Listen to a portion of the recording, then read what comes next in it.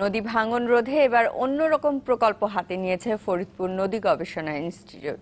রাজবাড়ীর বালিয়াকান্দি উপজেলার জামশাপুর ইউনিয়নে বাস্তবায়িত হচ্ছে এই পাইলট প্রকল্প। শুকিয়ে যাওয়া গড়াই নদীর পাড় থেকে মাঝ নদী পর্যন্ত দেয়া হচ্ছে বাঁশের বেড়া। সংশ্লিষ্টরা বলছেন এতে শুধু নদী ভাঙন প্রতিরোধী নয়, বরং নদীর প্রবাহও বাড়বে। রাজবাড়ী থেকে পাঠানো সুমন বিশ্বাসের রিপোর্ট। শুকিয়ে যাওয়া গড়াই নদীর পাড় থেকে মাঝ নদী পর্যন্ত দেয়া হচ্ছে বাঁশের বেড়া।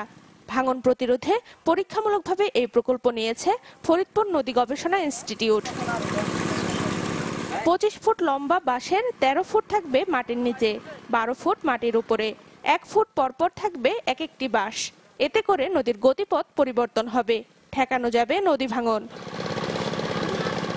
স্থানীয়রা বলছেন প্রতি বছরই ভাঙনে ক্ষতিগ্রস্ত হন তারা।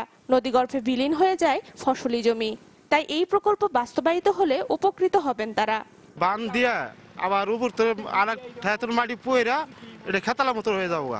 এই ভাঙন প্রতিরোধে পানি উন্নয়ন বোর্ড ইতিপূর্বে যেসব প্রকল্প গ্রহণ করেছে তার আমরা তেমন আশার মুখ দেখিনি। এই প্রকল্পটা যদি সফল হয় তাহলে আমাদের ক্ষেত্রে আশীর্বাদ হয়ে দেখা দেবে। সংশ্লিষ্টরা বলছেন শুধু নদী ভাঙন প্রতিরোধ নয়, এই প্রকল্প নদীর প্রবাহ বাড়াবে। সেই সাথে বাঁধের অন্য পারে পলি ও বালুমাটি পড়ে ফসলি জমির পরিমাণ বাড়বে।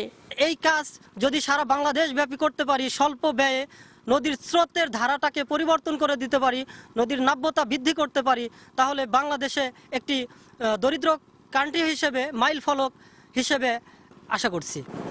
রাজবাড়ীর বালিয়াকান্দি উপজেলার জামশাপুর এলাকায় নদীর 1.5 কিলোমিটার এলাকায় বাস্তবায়িত হবে এই পাইলট প্রকল্প, যা আগামী এপ্রিলে শেষ হওয়ার কথা। Desk report, channel 24।